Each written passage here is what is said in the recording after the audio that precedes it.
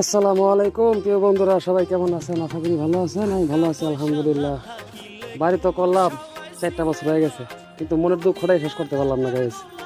এত বড় একটা বাড়ি করলাম মাঠের মধ্যে, একা একা থাকে আমার মায়ের সবই দিছি, কিন্তু একটা কলকে রাখতে পারলাম না। সেই ক্ষমতাটা এখনো অর্জন করতে পারলাম না। দেখতে পারতেছেন চমৎকার একটা বাড়ি, কিন্তু আমার মায়ের পানি টেনে অনেক দূর যায়, খালের থেকে পানি টেনে আনে কাগজ জল দিয়ে, আর অন্য বাড়ির থেকে পানি টেনে আনে।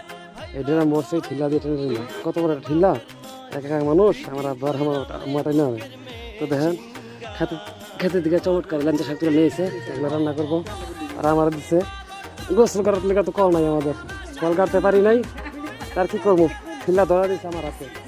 এখন যা খালে থেকে ঠিল্লা পানি নিয়ে আসি, আর দেখে খালে পানি হয়েছিল কি না, কারণ এতগুলো মানুষ গোসল করবো, কল নাই, তার জন্য যাই দেখে কি অবস্থা, ভিডিও দেবো আমাকে খালের।